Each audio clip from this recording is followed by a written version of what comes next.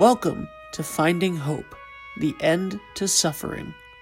Hosted by psychologist, author, and co-founder of the Colorado Institute for Conflict Resolution and Creative Leadership, Dr. Barry Weinhold, with national radio host, award-winning producer, and inspirational speaker, Patricia Raskin.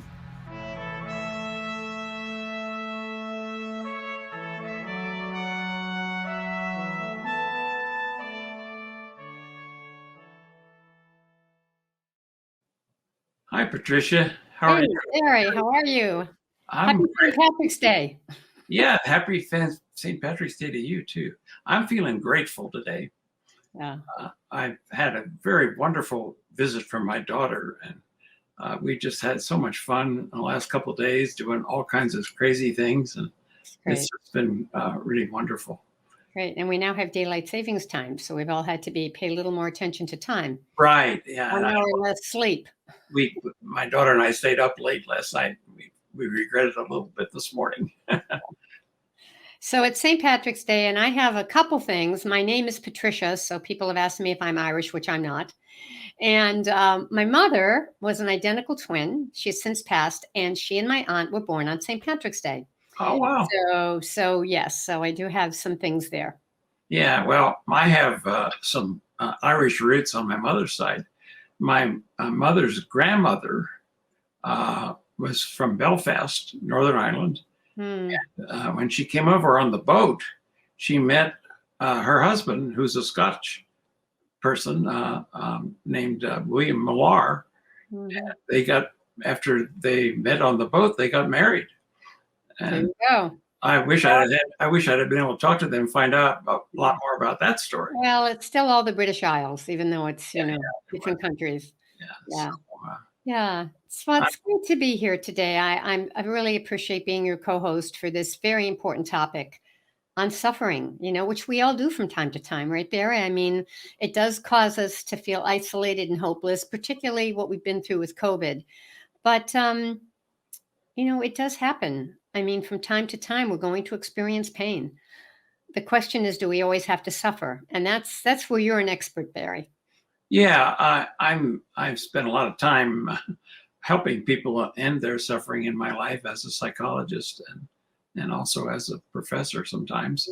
The show is really going to focus on a number of important facts that are not necessarily well known. So I'm going to just state those up front, and so the audience can kind of think about those as we begin our interview with Susan later in the show. The first fact is that basically the human person has a certain learning style, and the learning style of human beings is to repeat anything that happened in our past that disrupted our development in any way, like trauma or abuse or neglect or any kind of event that might have affected the development we had, and so that's that the body remembers all that, even if we don't.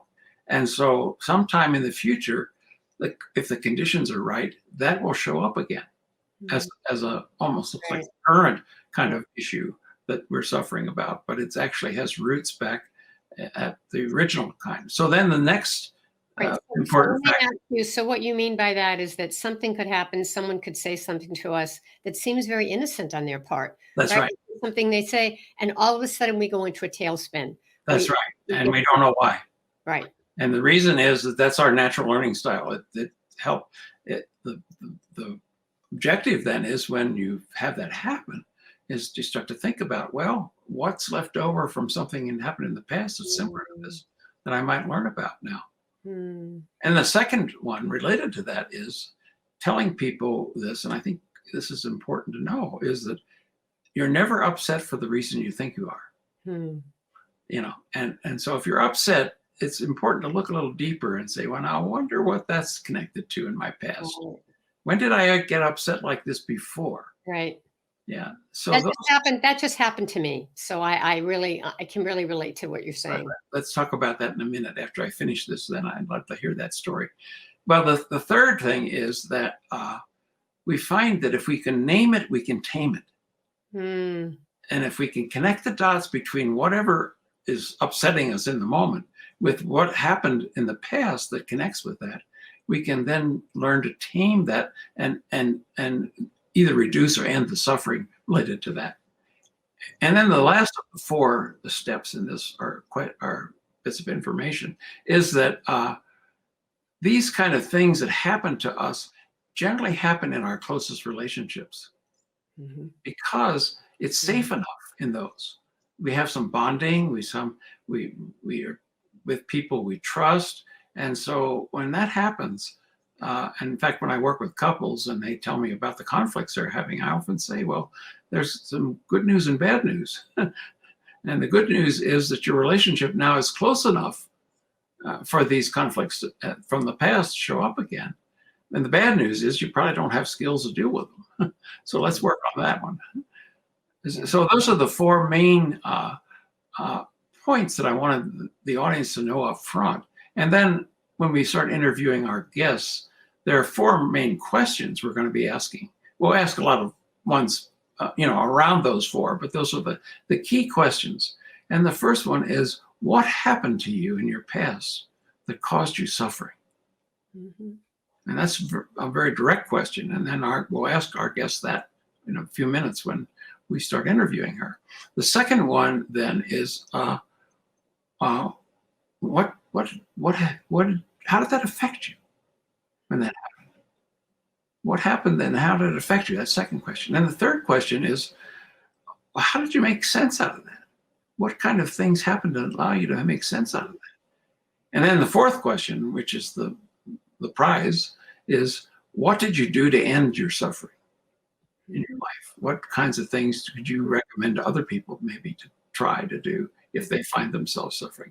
So those are the 4 key questions we're going to ask our guests. And I'm excited about that. Yeah. And in terms of, just to give a context for us, I'd like to just start with maybe sharing a little story about what happened to you that caused you suffering. And I'll talk about what happened to me that caused me suffering. Give our audience a little sense that we're not just the experts. We've been through it. Yeah. Yeah. In your 4 questions, I'll probably answer it in this, and you may want to ask them to me again, but it actually happened very recently for me. I made a move. I only moved a couple of miles from where I live, but it wasn't a move that I had expected. The owner of the building I was in decided to renovate all of the townhouses and wasn't renewing any leases. So it was kind of a sudden. I had 3 or 4 months, but I found a place quickly and I moved. And I started going through this trauma, Barry, that I didn't understand. I started feeling just. So how did it affect you? It affected me in my self-talk. There was a lot of pain, just feeling pain. I was fortunate that I kept moving and I kept doing things. So I always was achieving, but I was living with this actual pain. I mean, it just felt painful in my body. It does cause. It was an unexpected move. You didn't anticipate. Right. And it was also a very big move because I moved from a 3-floor townhouse to a 1-floor place. Yeah. I mean, and it's actually nice. I mean, I'm in a lovely place, but that isn't the point of it. The point is going through it. How'd you make sense out of all of it when you thought about it? Well, what happened is I was with a friend. I was having coffee with her in my car. And she looked at me and said, Patricia, she said, I know you're going through this move, but I'm worried about you. Something's, you're not your perky self, and I'm concerned. Yeah. So when she said that, I started talking. And then all of a sudden I started crying. And then all of a sudden I said to her, I know what it is. I figured out what the root was. I think it was maybe because she asked me and I was able to cry a little bit. Yeah. What I realized what it was that I went through a divorce about 15 years ago. And the crux of the divorce was kind of like, see ya, bye, you're out. And all of a sudden you feel like somebody just put you on the ground and you don't know what happened. And that's what this triggered. This was like, wait a minute. I'm in a 1 floor when I had 3, and the kitchen's next to the bedroom. It used to be downstairs. And what happened? How was I thrown out of here? It was the exact same feeling, but I couldn't realize it until she asked me the question. Yeah. And once I realized it, it didn't go away, but it subsided. Well, And that's the then name. it went away. You can tame it if you name it. Exactly. Exactly. And that's what you did. You named it, and it slowly dissipated. Yes. Not immediately. No, don't. It takes a while. Good. That's a great story. And for me, I'd have to go all the way back to my birth to tell a story about some suffering that happened in my life. I'm the firstborn, and my mother was 20 years old when I was born. And when they showed me to her, I guess before they even cleaned me up, just after I was born, she looked at me, and I'll tell you why I know this. She said, "That's not my baby. Oh. He's ugly." Oh. And apparently they hadn't even shaped my head yet, as they often don't right away. But anyway, as a new mom, she didn't know any better. And also, I believe I had hair on my body, which many newborns do, which they lose very soon afterwards. Anyway, every time somebody that she knew was pregnant, she would retell that story in my presence. Oh. And I grew up hearing that story over and over and over. And it really led to a lot of suffering about, I must be ugly. And it took me a long time to finally, it affected me. I mean, I was self-conscious of my looks. And I was even in high school, I was shy to go ask girls out for dates because I thought they wouldn't want to date somebody as ugly as me. And so it had a big effect on my life. And I don't know when it was, but some point I kind of began to see the whole situation from a different perspective. Did you ever share it with her? Was she ever aware of it later on? No, she didn't. I never shared that with her because after I moved away, of course, if she continued to say it, I didn't know about it. But all the time I was at home growing up, I heard it repeatedly. So anyway, then I realized that it was her lack of information. She was really innocent. And I mean, any new mom would look at their baby and in the condition they showed me to her might say the same thing. It wasn't that unusual in that way. So I kind of was able to, again, name it and was able to tame it. And so then I haven't had those thoughts since I was probably a teenager. Sometime in late teens, early 20s, it all kind of dissipated, and I've never even gone back to that thought again that I'm ugly. So anyway, those are kinds of things. But don't you think, Barry, don't you think this is why we do the work we do, because we've been through it and now we can help other people. And that's why we're doing this program, so that we can share these stories and we can help them and help with healing. I'm open to sharing any stories that would help people understand how this works in their lives as we share how it works in our lives.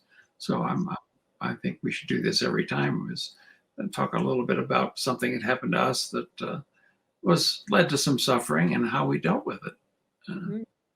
So anyway, we have a great guest, don't we? We have a great guest who's going to come on. Yeah.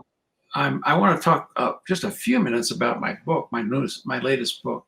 And you were so gracious to interview me on this book already. So that was great. See, I got to go over here. Get Real. Get Real, The Hazards of Living Out of Your False Self. And basically, the book is about what I see as a very serious problem in this country.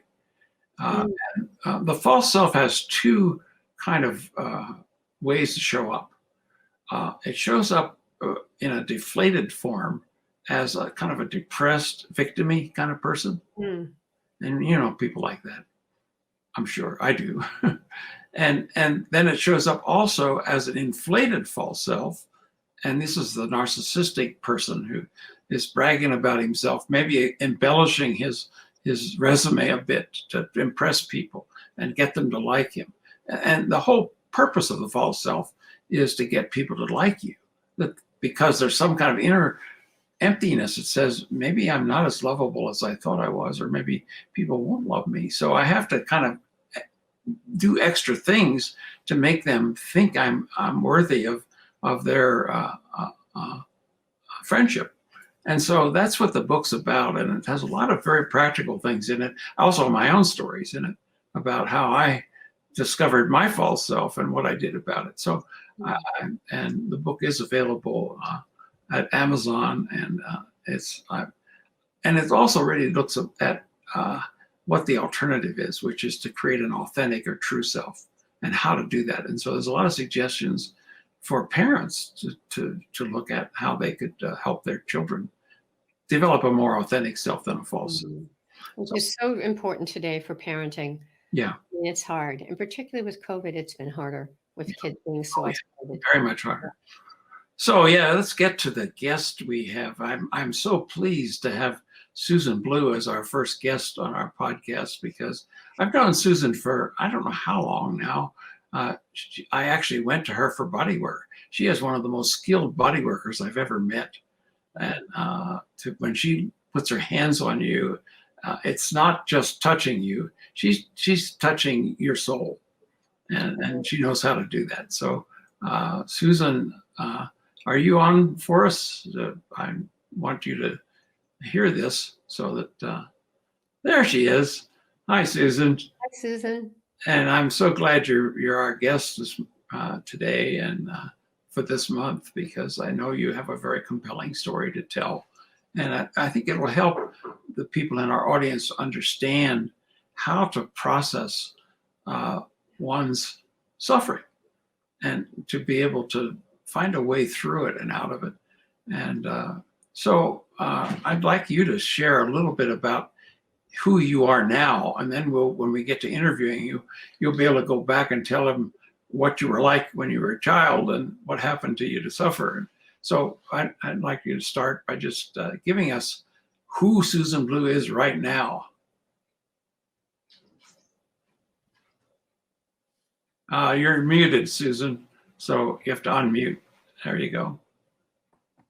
There you go. Okay. Thank you.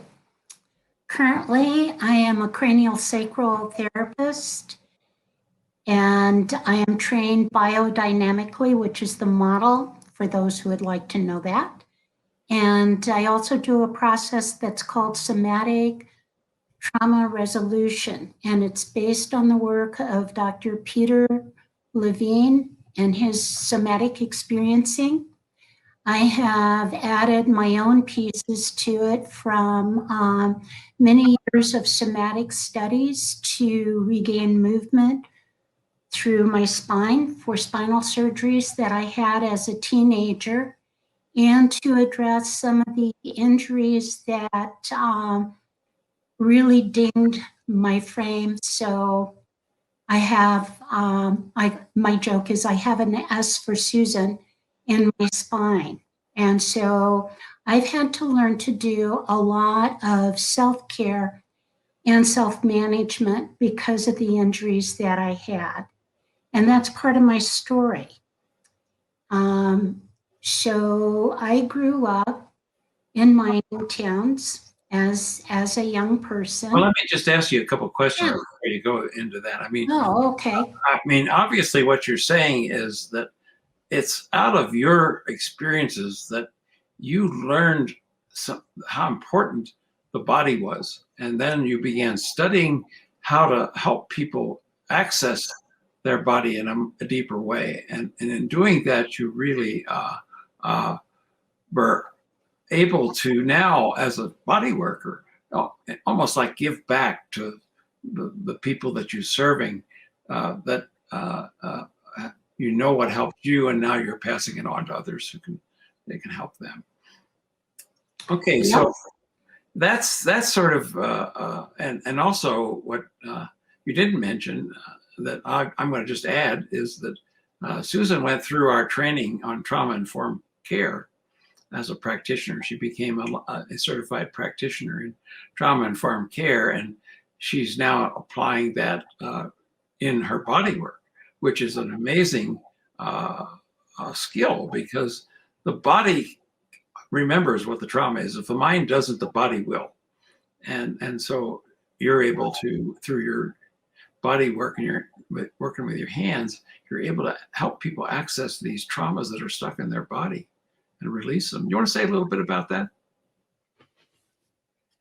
Well, what you're saying is true. A lot of times what we have is feelings of feeling weird in our body. And sometimes it might be in the chest, sometimes in the stomach, lower abdomen, or legs that don't relax. Those are areas of the body that are holding memories from the past and your ability not to feel safe or not to feel like you can run when you wanted to, or you wanted to fight and you knew that it was not a smart move. And so one of the things that our body does, and this is the process of the nervous system, it'll put us in a freeze state. We can't do what we want, and we're not sure what we want to do next or how to meet the situation. And sometimes we just go through it and we're kind of in a fog. We feel like we might be two places at once or just kind of numb and dumb. And these are really pretty typical things that people feel throughout their life. And the research work that's come out of neural research about how our nervous system works, how it interacts with the different systems in our body, like your digestive system, your heart rate, your ability to breathe well. Very good, Susan. I think that helps us understand it. And we're going to now be at the end of our first podcast, and we'll pick it up with the next podcast where we'll start interviewing you and asking you about what happened to you. And as early as you can remember, don't start it yet till I finish, the things that happened to you that caused you suffering. And that's where we're going to start after we take a short break. So that wraps up this first episode of The End of Suffering. Right. With Barry and Patricia. And we will see you back here next week, and we'll hear more of Susan's story. This episode was brought to you by the Colorado Institute for Conflict Resolution and Creative Leadership. Find out more about these resources at weinholds.org.